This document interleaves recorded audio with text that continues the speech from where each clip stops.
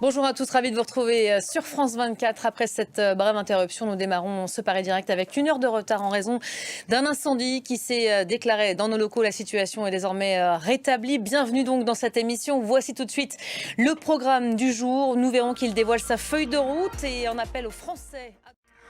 Plus de 11 millions de téléspectateurs étaient donc réunis hier soir devant le petit écran. Les Français rassemblés pour suivre les débuts de l'équipe de France à l'Euro. Un premier match en demi-teinte pour les Bleus qui s'imposent 1-0 face à l'Autriche. On a vu les Bleus très inquiets après la fracture au nez confirmée du capitaine des Bleus. Mais la fédération a aussi vite rassuré. L'attaquant star n'aura pas à subir d'opération. Oui, Merci beaucoup Gilles Boiteau en direct donc d'Allemagne pour France 24. Un décompte que l'on suit de près, J-12 avant le premier tour des législatives anticipées. On continue dans ce Paris Direct à vous faire vivre cette campagne express. Depuis hier, on connaît les noms des candidats sur la ligne de départ et les partis commencent à en dire un peu plus sur leurs intentions. Dans les colonnes du Parisien, Jordan Bardella précise aujourd'hui sa feuille de route. Et on va aller plus loin tout de suite avec vous, Flore Simon. Bonjour Flore. Le premier tour donc se rapproche. Et pour le moins, c'est un peu la conclusion après cette feuille de route dévoilée. Jordan Bardella met le coup de frein sur ses promesses de campagne.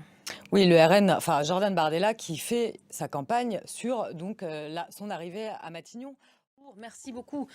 Flore Simon, deux thèmes, on parlait de l'économie à l'instant, deux thèmes sont au cœur de la campagne et des programmes, le pouvoir d'achat et l'immigration. On se souvient que l'immigration était déjà en tête des motivations des électeurs aux européennes. Que proposent les partis pour répondre à cette préoccupation?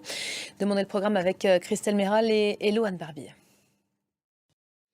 Et en pleine campagne des législatives, nouvelle séquence mémorielle aujourd'hui pour Emmanuel Macron après une traditionnelle cérémonie. Direction Bruxelles maintenant, près de 10 jours après les élections au Parlement européen. L'heure est aux négociations pour l'attribution des postes clés ou top jobs, ces postes majeurs des institutions européennes comme la présidence de la Commission. Pas de surprise a priori pour les plus hauts postes, mais le PPE, parti qui rassemble la droite européenne, fort de sa victoire aux dernières élections, cherche à pousser son avantage dans les négociations. Étienne Paponneau. Allez, l'une des images du jour à présent, celle de Vladimir Poutine évoluant en Sibérie. Le président russe arrivera ce soir à Pyongyang. Le rendez-vous sera l'occasion de renforcer un partenariat stratégique entre les deux pays. Et on va plus loin tout de suite avec vous, Cyril Payen. Bonjour, bonjour. Cyril. Un mot de cette étape à Pyongyang, visite d'État de 2 jours. Pourquoi ce voyage maintenant? En substance, en fait, tant qu'à faire d'être au banc de la communauté internationale, autant assumer. Merci beaucoup Cyril. En attendant donc cette étape à Pyongyang qu'on ne manquera pas de commenter, un mot aussi de cette page d'histoire du cinéma français et italien qui se tourne aujourd'hui. On a appris tout à l'heure la disparition d'Anouk Aimée, star élégante, mystérieuse.